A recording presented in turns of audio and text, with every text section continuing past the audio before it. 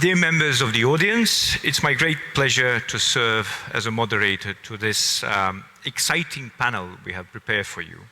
And it's mostly exciting because I'm in a company of an extraordinary group of people, our panelists, all of them who, from the perspective of the role they play, contribute significantly to gaming, both in Bosnia and Herzegovina and beyond.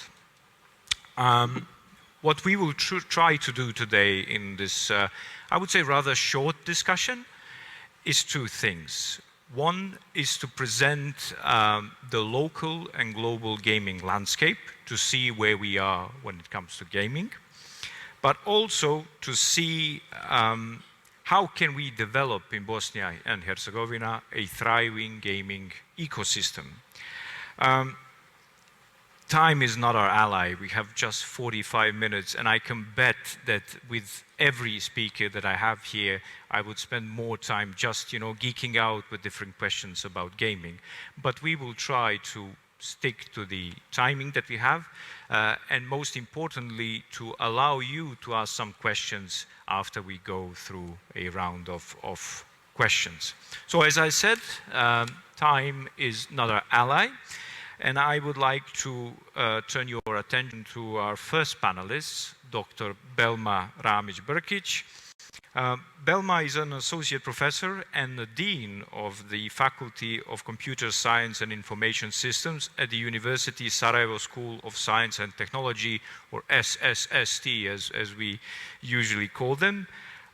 4 years ago, Belma gave an enormous contribution, I would say, to the gaming development in the country by initiating the establishment of a bachelor program for game design and development. To this day, this is one of the pioneering initiatives, not only in Bosnia and Herzegovina, but also in the region. On top of that, Belma has also been a key figure and a key researcher in a recent study on gaming development in Bosnia and Herzegovina, the first of its kind. That's why we call it a pioneering initiative. And I do hope so. More studies will come every year from this one and on. So, taking these two things in consideration, my questions will mostly revolve around those two things. But maybe we could start with the study that was recently done. And to understand, I would say, the gaming landscape in Bosnia, can you share with us some insights from this study, especially in terms of the gaming potential? And are there any unique challenges or perhaps even opportunities that this study has uncovered that we can kind of reflect on, I would say, development of the gaming in the country? Okay, thank you very much, Slavisa, for the very nice introduction to the field. Happy to be here with some of my colleagues.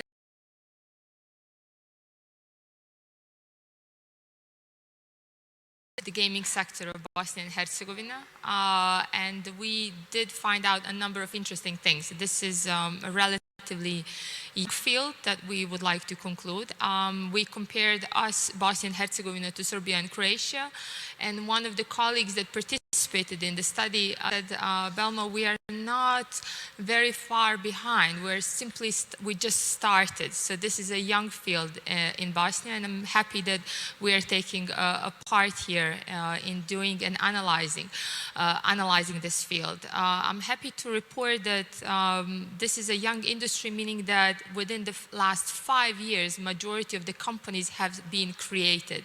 And we are talking approximately about 12 gaming studios, associations, and teams within this field that have created. And some of them, participants of the study, are here with us, AI Interactive and Mad Hat Games, as pioneers here in Bosnia and Herzegovina in the field of the gaming industry.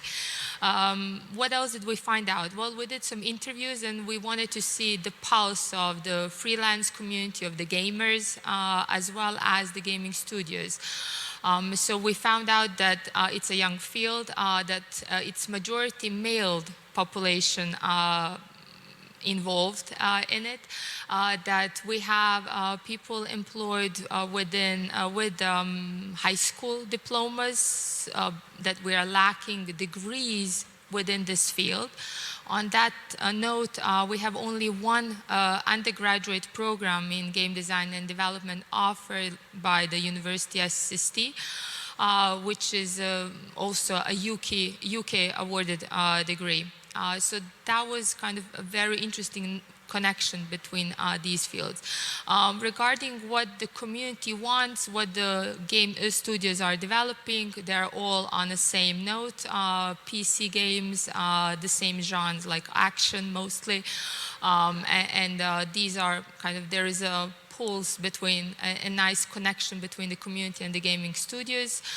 We have a lot of games, a lot of studios are actually either working solely in the game design or doing some part of a game.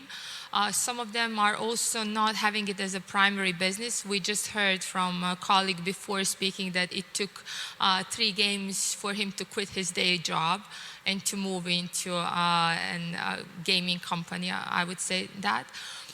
Regarding the challenges, there are quite a few. One of them was actually the lack of education. So being just one university, it's not enough. There are huge disciplines, and we need to talk about those as well. And I'm happy that this is one of those opportunities where we are actually talking about different types of jobs you can do with the gaming degree, not just build a game. So there are a lot of these things within it.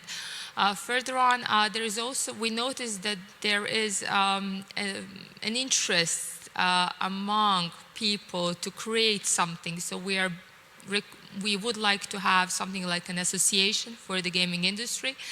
And we feel that we are coming to that point with the help of GIZ, who supported us in doing this analysis, definitely. What about perception on gaming? Did the study kind of tackled a bit on what's the perception towards gaming in the country? We asked a question, for example, about the serious games and gamification, because we wanted to see what is the use of games and where games could be implemented. And there is, I would say, very poor knowledge of it, but there is interest in it, just like there is a huge interest in esports events as well. So the community is strong, meaning that more and more people are engaged. And I believe with events like this one, we are raising awareness of its potential and what it can do. Very often I'm faced with parents who are actually asking, maybe not game design, it's very specific. I would rather them study computer science. But we are here in a way to tell them that the potential, the disciplines, the background jobs, different types of jobs that they can actually do with this field. And with all this insight in the studios, the community, the different occupations, what would you say were the key recommendations, to kind of further develop the whole sector? Well, if I may go slightly back to the challenges, for example, the challenge for the companies is the lack of people, which we see also in different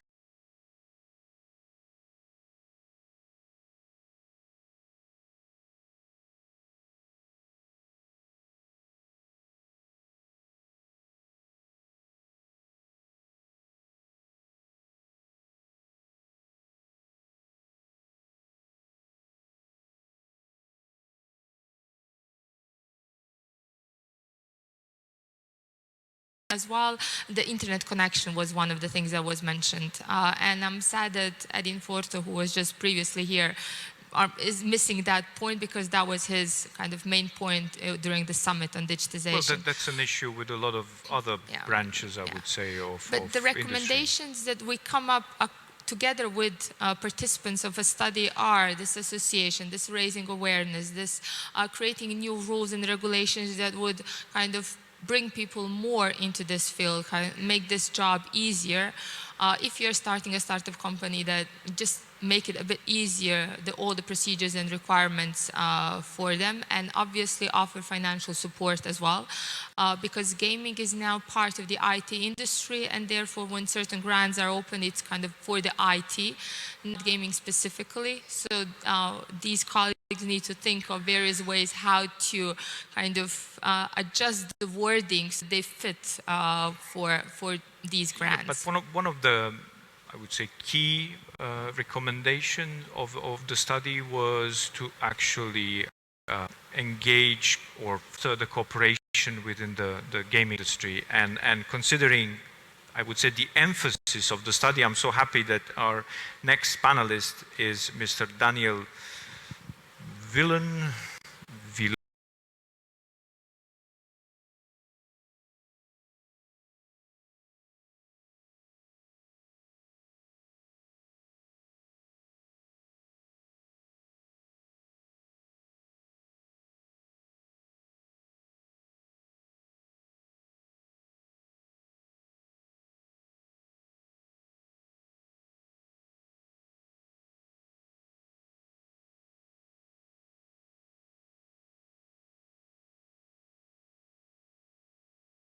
An approach to strong game community building which enables both individuals and companies to thrive and grow. And this individuals and company, I think it's really important based on the composition of the panel that we have here.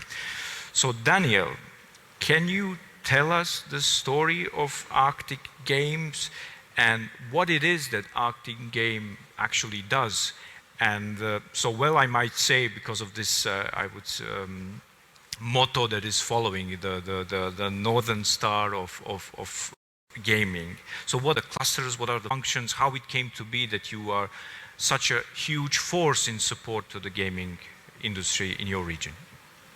Well, first, thank you for that presentation. I mean, I hope someone filmed that because I want to save that for my grandchildren, okay? So, I mean, what's interesting, I think, is that Arctic Game, and first and foremost, Arctic Game is not me. It's a bunch of really passionate people. I wasn't even involved founding it. I just joined it, and someone thought that I might lead it. So that's what happened. But the story of it actually starts with a region in a crisis, because northern Sweden had a crisis. We heard Eddie yesterday. I've heard several more saying that Bosnia and Herzegovina has this brain drain problem, and we have the same thing in northern Sweden, which you can't really understand now, because now northern Sweden is thriving. We will grow with 20% when it comes to inhabitants the next decade, which is unheard of, basically.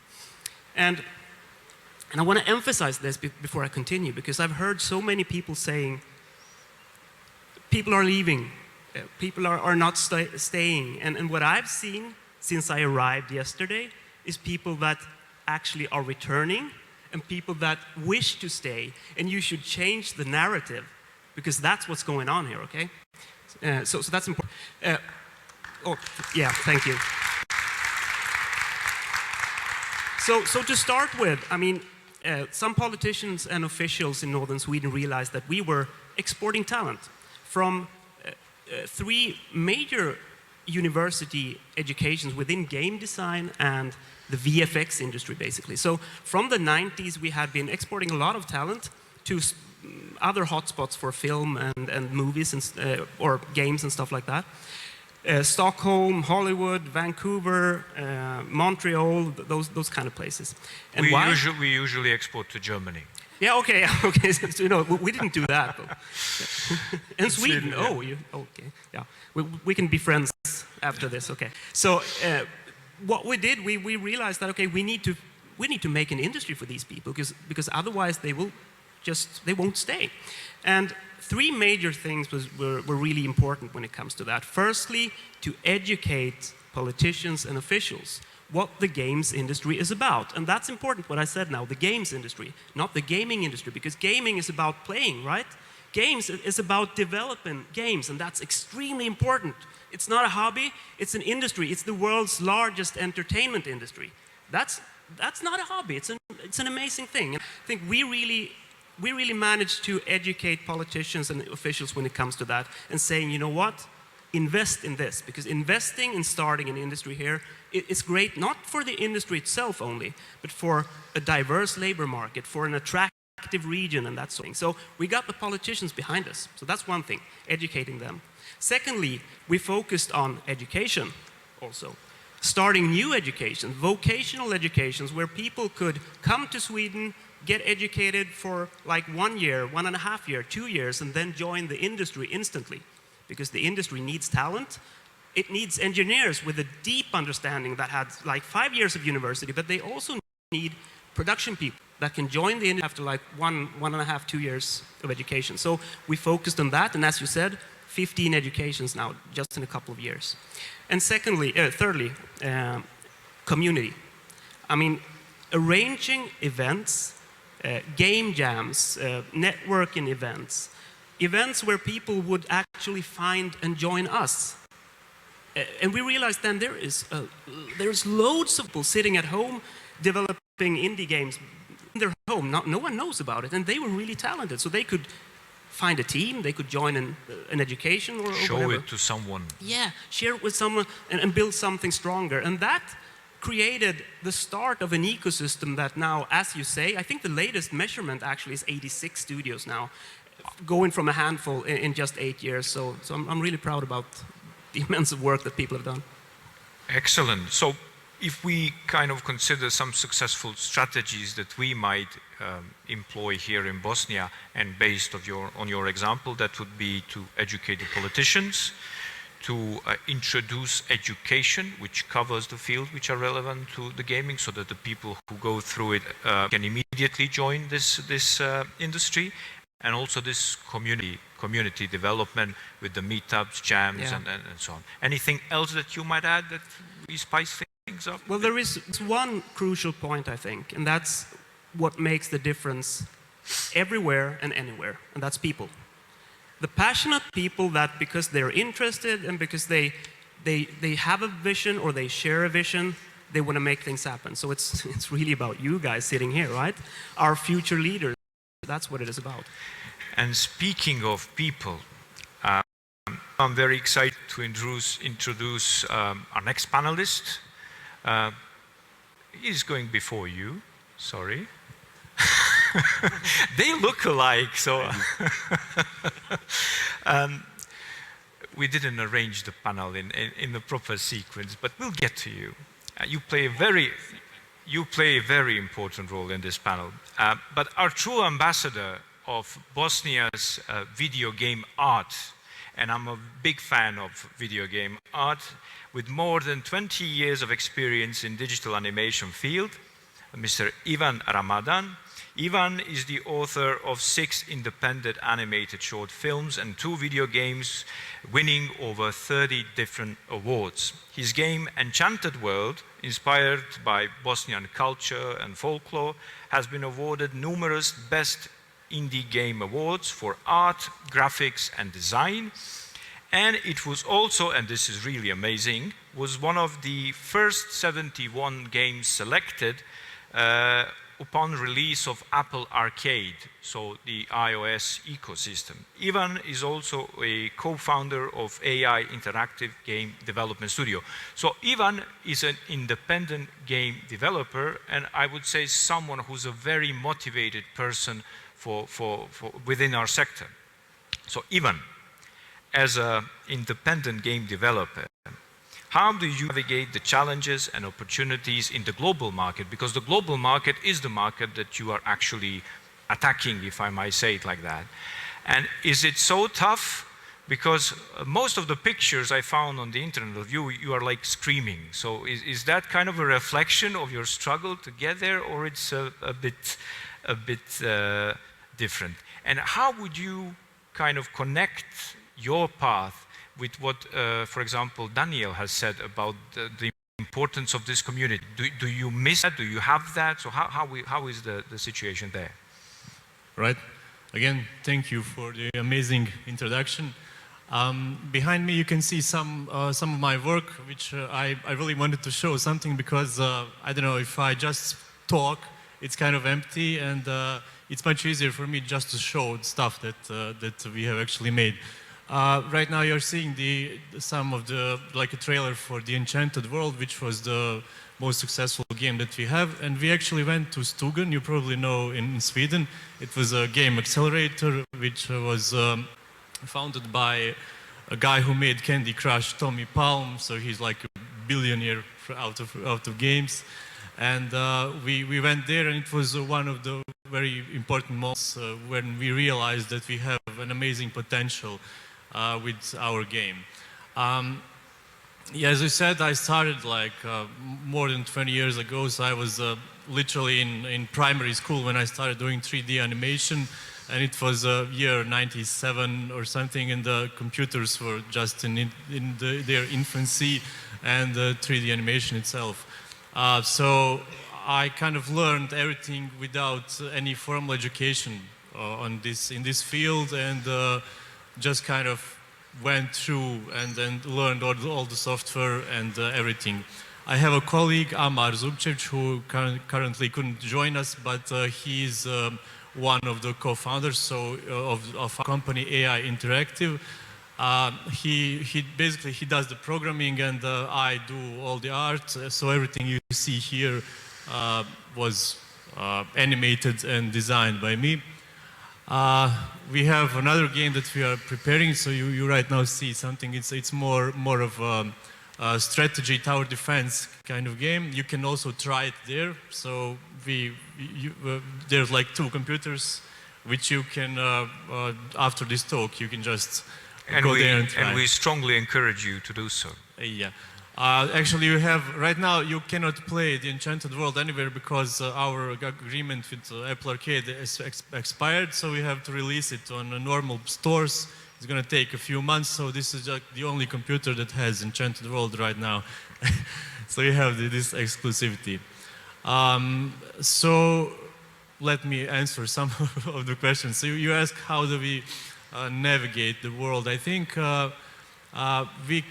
that was my path. I just made stuff that I like making, and somehow, sometime people recognize that and they say, okay, this is good, and I continue doing it, and I don't know, it was really successful.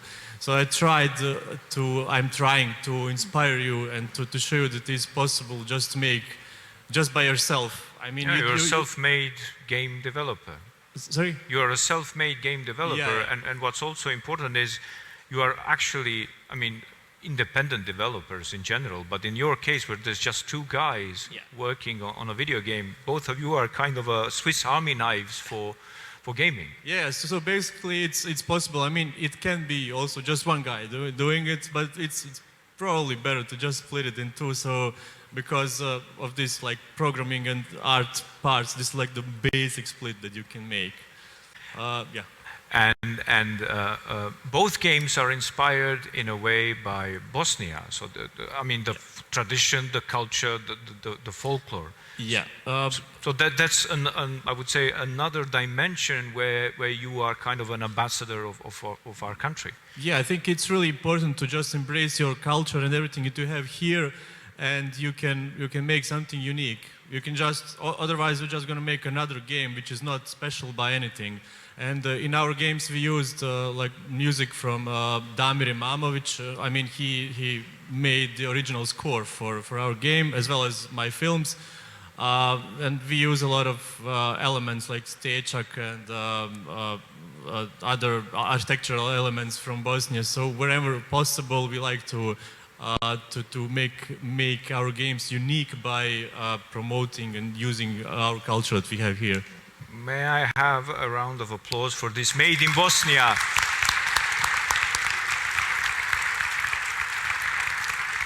Excellent. Please, anything, you can just come and play the games yourself and say if it's shit, then it's okay, but I don't know, just try it, please. I doubt that it will be so critical. But it's a lovely thing, and you can see this art thing inside. But we are now shuffling this first round of questions and coming back to Damir. I would say you two share a lot of similarities. So my joke about twin brothers or similarities, it's not so far off. But Damir, he started as an independent game developer, but after some time, you see him now in a suit, he progressed, he joined the studio Mad Hat Games, where he is now a technical director here in Sarajevo. And it's not only the position, but also the scope of games. So Mad Hat Games are now involved in production of big AAA titles, like, for example, Scars Above, which is the recent title for the next-gen consoles. The company itself is one of the leading studios in the region, with offices in Belgrade, Novi Sad, and I'm happy that you have an office here in Sarajevo. This company is also very interesting because since three years ago, the company is acquired by Saber Interactive, which is a subsidiary of Embracer Group. It's one of the largest, I would say, groups when it comes to gaming. So to put this in a kind of a perspective, almost every second game you heard about is now part of this company, the Embracer Group. Games like Darksiders, Metro, Borderlands, from recently Tomb Raider, Deus Ex, Time Splitters, Duke Nukem, Brothers in Arms, Halo, the remastered edition. So are there any others? Sometimes I wonder, but definitely a big thing. And as I mentioned, Damir is a technical director here in the branch of Sarajevo. So from that perspective of a larger studio, we now heard the story of independent gaming studios. Can you tell us what are the key ingredients, or what are the key things that studio like yours is taking in account when they would like to set up a studio in a country like Bosnia? So what was the drive? What brought you guys to decide to set it up here? Thank you for the introduction. To answer the question, how it all started here is, before joining Mad Hat Games, before the whole Mad Hat story, I worked with a team on let's call it a large game here in Sarajevo. It was at the time a large team, about 30 people at its peak. And those people have gained a lot of experience over the years, and after that project was finished, everyone pretty much went their separate ways. I worked as a freelance developer for a while and eventually joined Mad Hat Games as a programmer. And at that time, Mad Hat Games was growing rapidly, and they had a lot of need for additional manpower. And I was like, hey, I have these people here. They are great. They learned a lot, and they're willing to work. And the plan was initially to set up a sort of an IT outsourcing company, of which Mad Hat Games would just be a client. And they came to me and said, hey, how would you guys like to be Mad Hat Games Sarajevo? And I'm like, okay, give me a hot minute to think about it. And yeah, so that's basically how that story started. And now we have about 20 people here, and not just Sarajevo, actually. We have people from Tuzla and Mostar as well who work remotely. But yeah, to specifically, in order to set up an office at a place, it's usually just a question of, does it make sense in terms of logistics, in terms of finance? Do we have enough people at that location? Because we have people all over the world. We have people in Slovenia, we have Croatia, we have Hungary. But that's usually one or two people.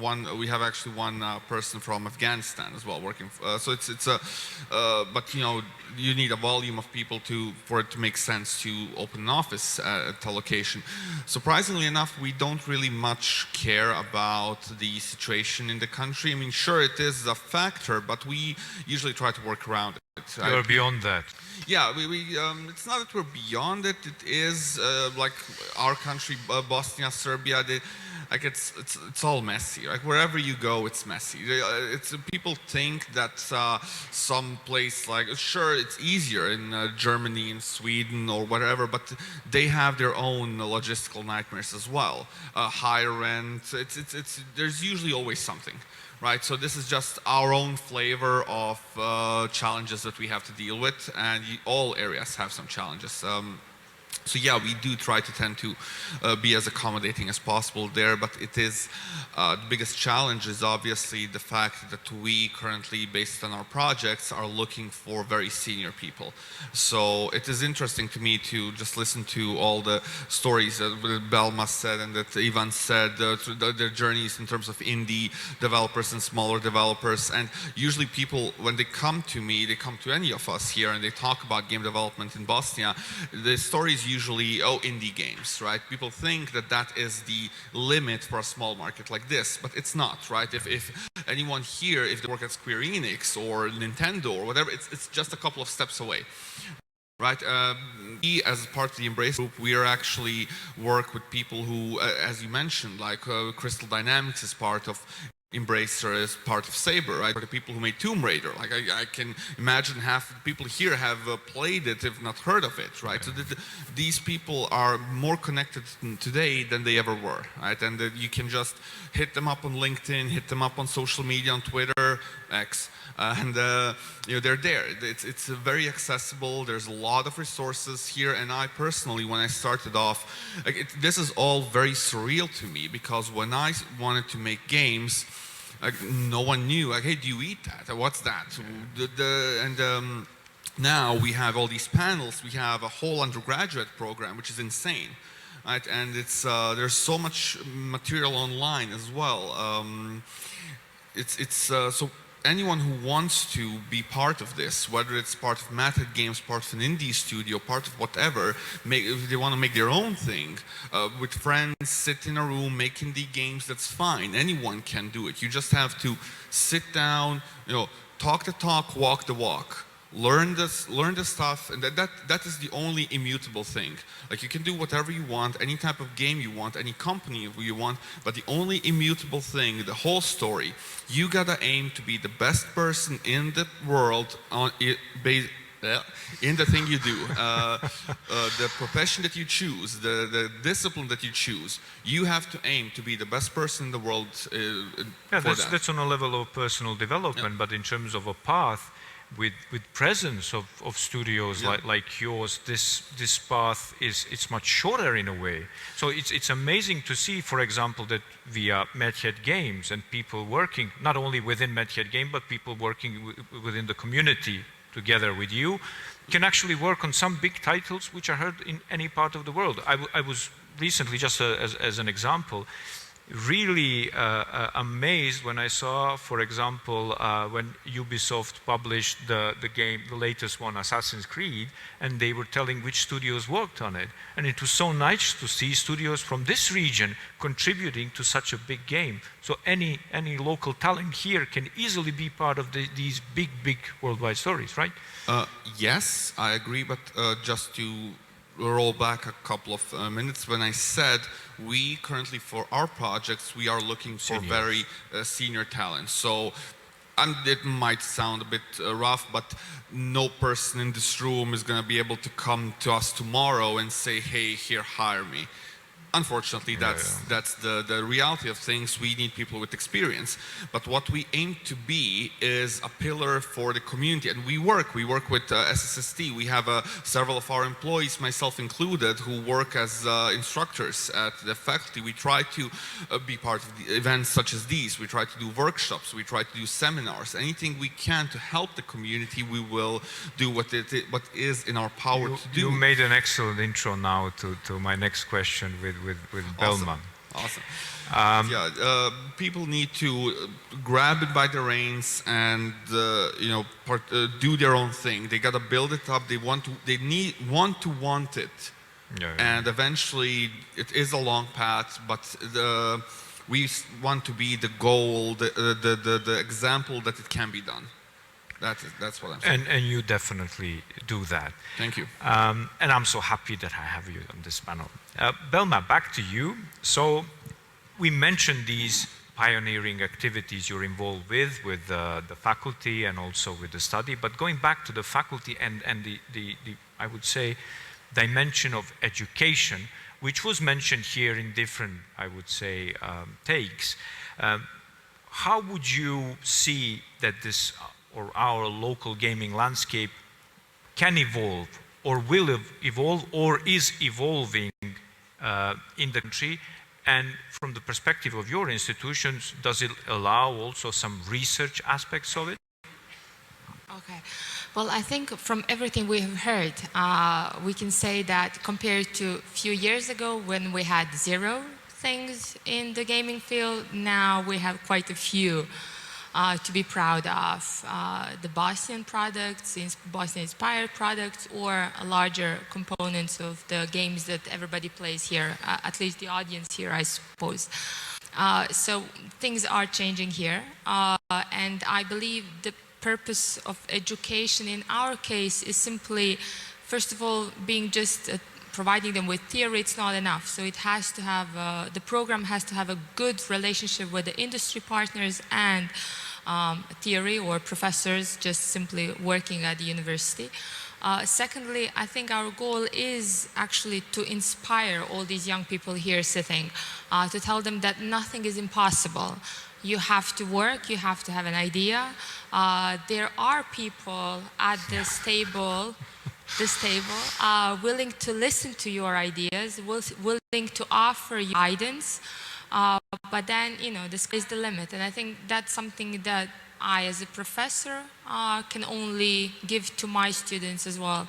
Kind of give them the wings and open the connections or allow for connections between one table and the other table. But speaking on I would say, the program that you have at the faculty, does it allow even more than gaming? I mean, is there a room for potential application within gamification approaches in different industries? We have completed, absolutely, the answer is yes. So we have completed a project with NATO funded, so international project on detecting mines, and there was a VR component in it where using photogrammetry, objects were recreated in that environment, and the miners were actually trained, could be trained, will be trained through that VR component. So that's one thing. Another project is that we're just working on is called She Leaders. It's again EU-funded project where we engaged our students.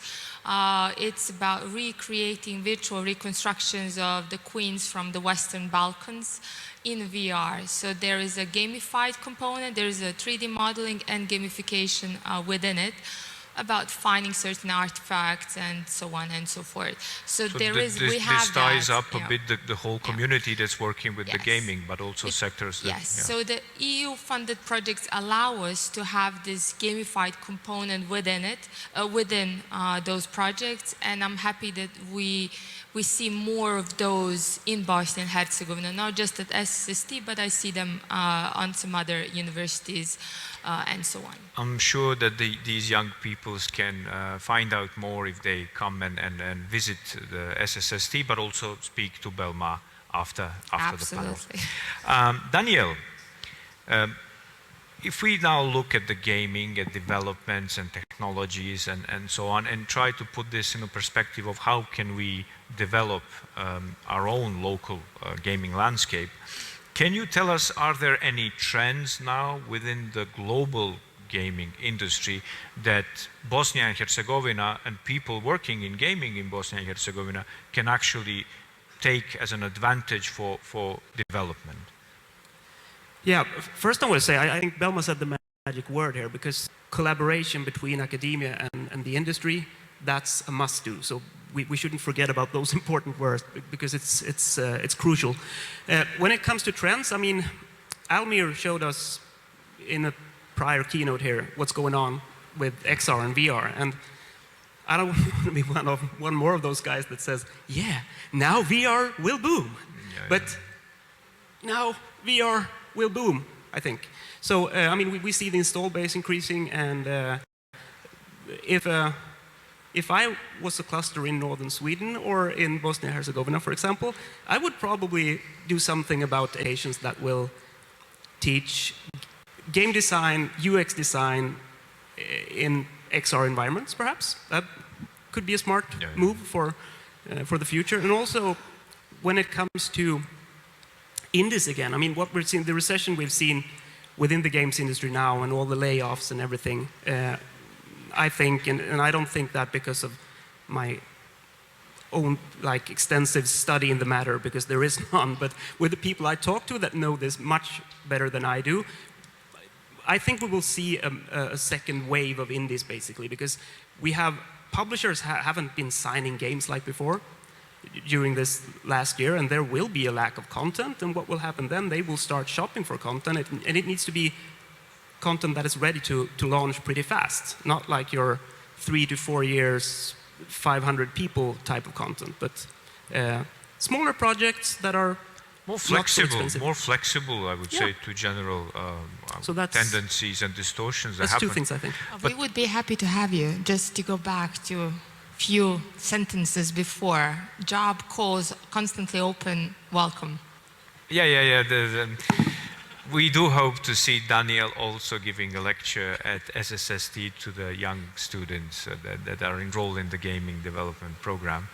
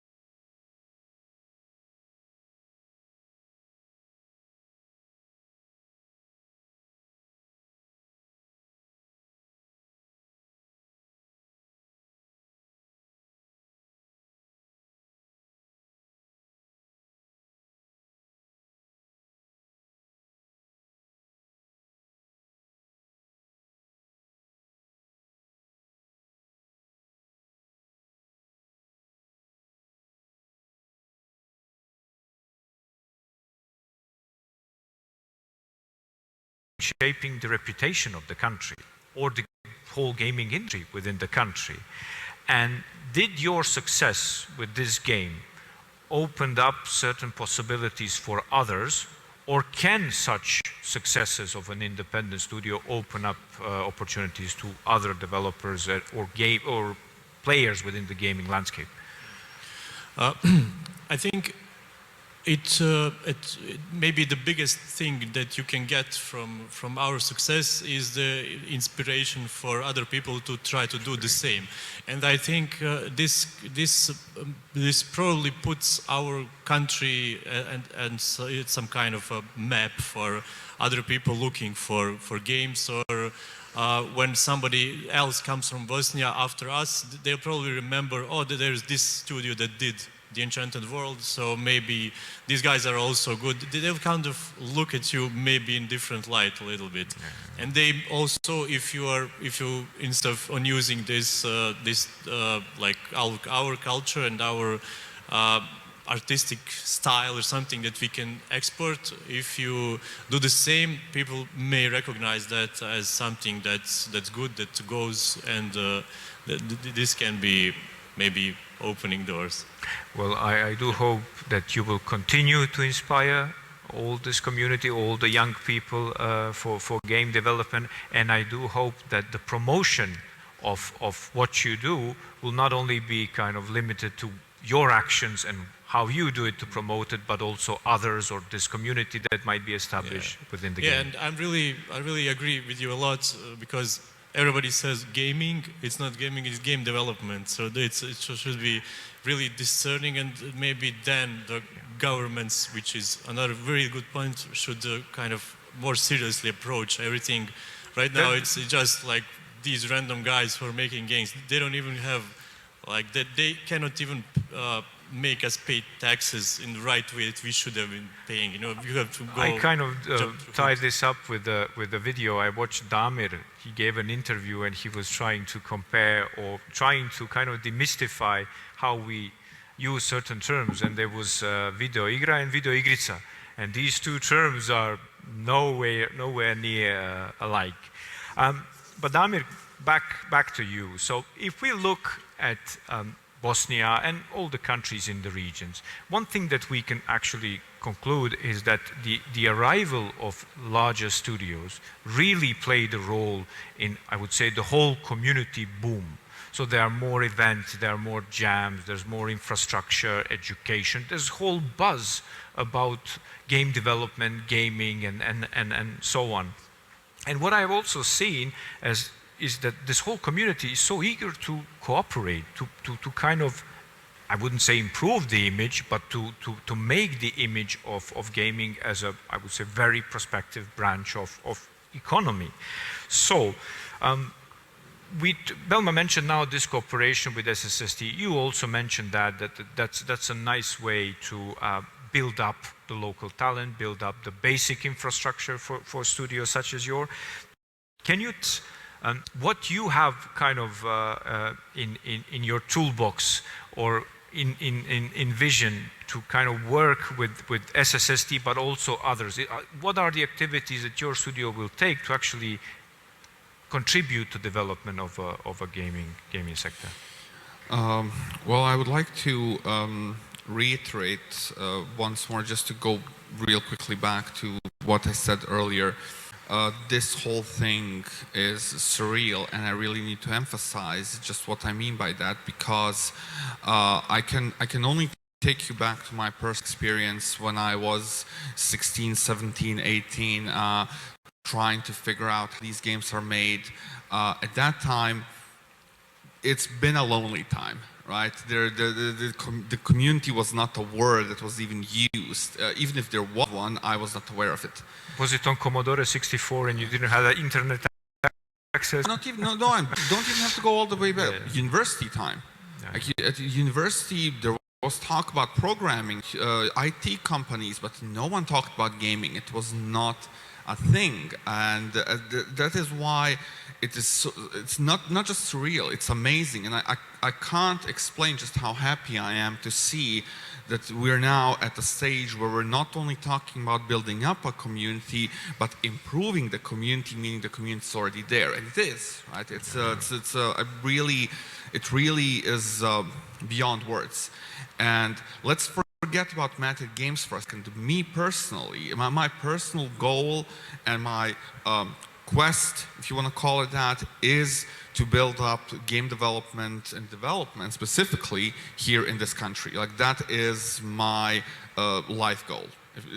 That's probably, I'm not oversaying, I'm not underestimating the term. It really is one of my life goals. And we, as Method Games, we are constantly looking for ways to let's say, give back to the community, to try and build it up as much as we can. People usually ask us, do we have some internship program, stuff like that. Unfortunately, it's always a problem because whenever a programmer has to hold an internship, like 30% of their time goes to that. We are on very tight schedules. It is a bit difficult, so we don't have any. We always talk about it. We all constantly, it's on the table. It makes its rounds in meetings. What can we do? How can we improve to make some planned, structured thing? But for now, it's usually on a case-by-case basis. But you compensate that with cooperation. Yes, we try to, like, if we can't do one-on-one internships, let's do seminars. We talked about the summer school eventually. Maybe next year we get around to doing that. It really is a constant effort, and we do try to do as much as we can to, because this is investment in 3, 5, 6 years into the future. We're aware of it, and we do want to do that, and we do want not just for us, but for the whole sector in the country and in the region. We are so happy to have you here in Bosnia, and please kind of follow up on them. I'm sure that in the future you will see many exciting activities by all the panelists, of course. With this, I would say, round of questions, we are coming slowly to the Q&A session. About 10 minutes we have for your questions. So, our lovely audience, there's a mic in the room, you probably saw it within the previous lectures and panel. So when you raise your hand. Here are the mics. Okay, they're coming. If you have a question, raise your hand. When you're giving the microphone, please stand up, say your name or maybe where you come from, and please also tell us to whom you would like to address the question so that we can channel it towards the speaker.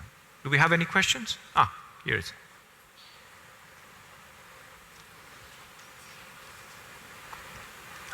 Okay.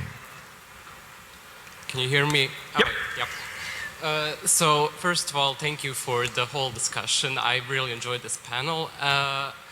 My main question is, what's the most popular platform right now in terms of gaming? Because in my sort of general knowledge, it was always sort of focused on consoles and PCs. Is that still the case, or there are some new markets thriving for developing new games? Okay, that's a very interesting question. Okay, so yeah, it is an interesting question, and I believe, so this is, I don't have the numbers, I don't check the numbers that often, but it is my understanding that the mobile market is still the biggest in terms of revenue. About 50%. Yes, but that is a bit of a misleading number because that market relies on whales. Like you have a couple of gigantic players, Zynga, whatever they do, Candy Crush, stuff like that, and then you have a billion games that just do zero. So it's a very oversaturated market, and I believe if anyone here in the audience works with marketing, that they will tell you that mobile game marketing is the most difficult one, because I think last time I checked it was like 300 games per day that are released. Right, so it is a very, very difficult market to get into.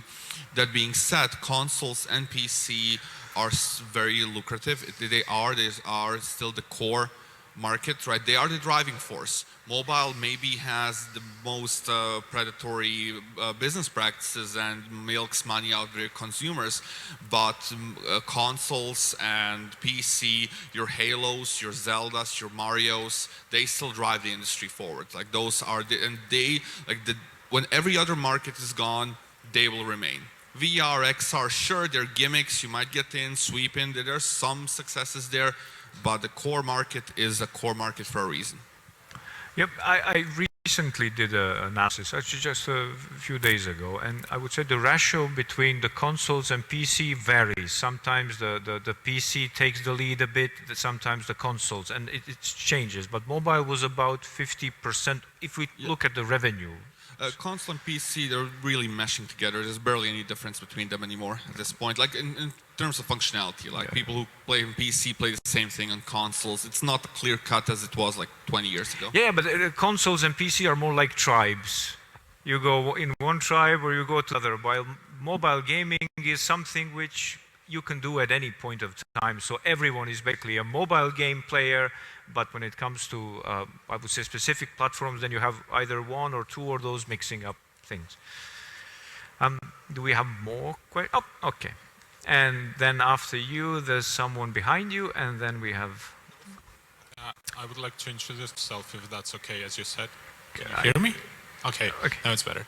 My name is Elson, in front of the Connect Arena, the gaming section. I would like to ask, what do you think the role of the community is when building up a game development industry? Because we tried to organize an event, a loading festival back in 2019, where the focus was mainly on game dev.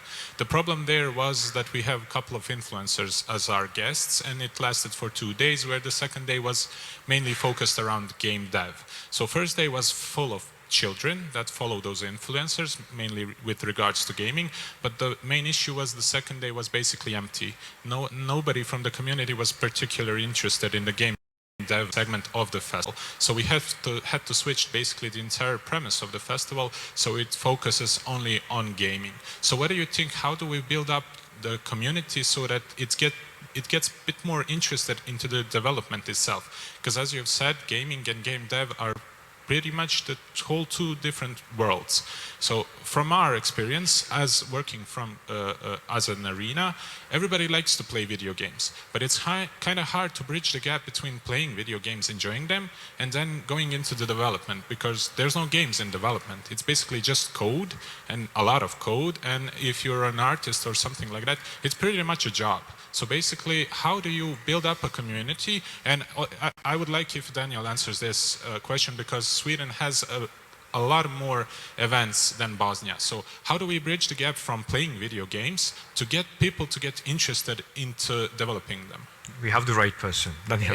It's a great question, and I mean, especially as I'm sitting here, because what we built our success around is actually an event. It started with an event called Nordsken in north of Sweden, which is basically a games culture event. You have cosplay, you have comics, you have board games, digital games, and we realized that okay, we have the kids there, we have the parents, we have the grandparents. Then we just added a business perspective on it, because we could bring speakers from all over the world, and then have interesting sessions around Minecraft, for example, and then you have your kids there listening together with their grandmother and their father, and it's like, okay, they start to understand, wait a minute, it's an industry, but it's okay, this is the best thing my kid knows about, but it's also a job, what's going on here? And that actually changed the perspective on games. So what we did is actually fuse them together. I mean, there are different tracks, of course, but we made it to one big event with different parts. So the game developers are doing their thing, and the kids are doing their thing, and the schools are doing their thing, but we share the keynote speakers and that sort of thing. Okay, there was a question behind you. So, thank you all for your great presentations, and I must say that I'm really proud that Belma is our dean on SSST, and I want to take too much time. For Belma.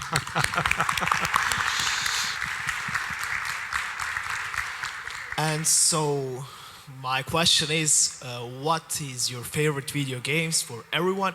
And what video game made you inspired to start with gaming or game development, actually? Okay, this was on. It is a quick one, huh? I don't know. Yeah. Yeah. I think maybe what inspired me was maybe like the greatest game for me was Warcraft 3. So that's because it had these amazing cinematics, which kind of inspired me to do animation itself, and then to actually try to make a game. So that's probably, yeah, I'll go with it. Okay, so what inspired, first of all, thank you for the kind words. I was mostly inspired by kids' educational games. And I believe some of you actually know that I kind of moved and do all my research into serious games for kids with disabilities. So somehow, I suppose I was inspired when I got my kids, and they were learning A, B, C, D, E, F, G, and knew all the English words, but had very little knowledge of our language. So kind of inspired me to start creating something for them, and now bragging when they install something on their PC and say, Mama made that. So yeah, wow. That's my story. Thank you, Belma. Well, I'm so old that I played Pong on the Atari, basically. So it started there. Yeah. No, but I mean, I've played basically every console, and from there on to Commodore 64, and then the Amiga, and then the PC, and then consoles. So it's been so many games. For one reason, there's one game that's sort of stuck with me that's called, and no one probably knows what it is, but it's called Defender of the Crown. I played it on the C64, and I still remember that game until this day, because I think I saw a sort of I saw Ivanhoe on TV, and then playing that game felt like, okay, now I can join that IP somehow by playing that game, and that's something I still remember. This would be interesting. Legend of Zelda. Ah, I could have guessed it, because that was the first game you mentioned previously. I'm also a big fan of games. I wouldn't call myself a gamer because I don't have the time, but I do collect games. And but Metal Gear Solid as an inspiration, and one of the favorite games is Deus Ex.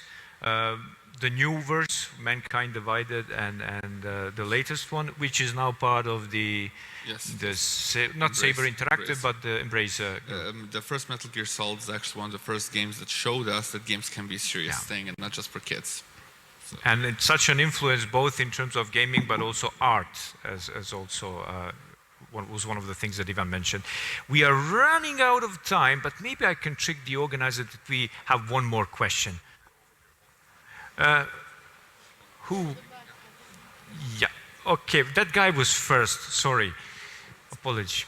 Maybe we can have after the panel. Okay, thank you.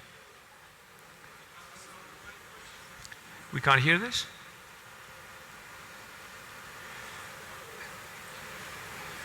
Oh, we have two, but very quickly, okay? Sure. Okay. So my question is, what are your thoughts on the concept of gaming as a service and its effects on the Wait just a second, we're bringing you another mic because we can't hear anything from here. Can you hear me now? Okay. Awesome. So, my question was regarding the concept of games as a service, and what are your thoughts on it and its effect on the current industry? How does it affect you? Does it stifle more of your creativity? Does it think it's? Do you think it is a good thing, a bad thing, stuff like that? Okay. Games as a service. Okay. Okay, so real quick, because we're a bit out of time, so we games see a lot as a of service. If you look back through the ages, there's always been something that destroys the youth. It's been music, it's been horror movies, it's been rock and roll, now it's games. And if we take that concept and put it down into games itself, there's always been something that's killing the games industry, right? Whether it's been console games or MMOs or team shooters, now it's games as a service. So yeah, again, there's been exploitative situations in it. There's been a lot of bad practices, lots of copycats. But I'm old enough to remember like these ebbs and flows went through the games industry. So in the early 2000s, when World of Warcraft became popular, every single MMO was a World of Warcraft copy, and that was the bane of the games industry at the time. If we go even before that, if we remember Halo, every single FPS game was a online FPS shooter, and then when Gears of War became popular, everything was a cover-based shooter. So every single game, like there were games, and I remember there were some FPS games that were primed for success, but then the execs came in, hey, look at Halo, this needs to be a multiplayer shooter, and it did destroy the projects. There have been examples of that. So yeah, there have been examples where probably some good games were forced into the microservice model that destroyed them, but it will come and it will go, it will pass, and the new trend, like Battle Royales, the latest one from a couple years ago.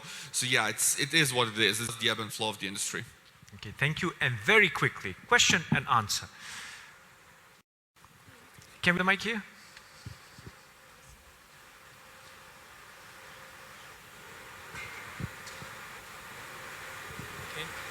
Thank you all first. This question is for all of you, so who wants to answer, it's okay.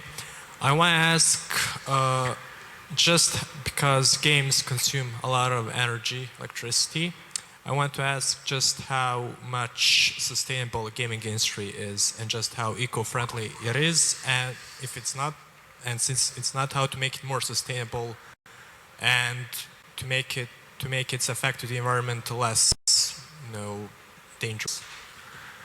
Wow, that's an excellent question. We can have a whole in what lecture other industry can 5 students in their basement make a game that sells 1 million copies without actually wasting any type of resource? That's my answer on that question, and it's a crucially, really important and good question, because we need to talk about this, because there is a lot of bad mouthing when it comes to games and gaming.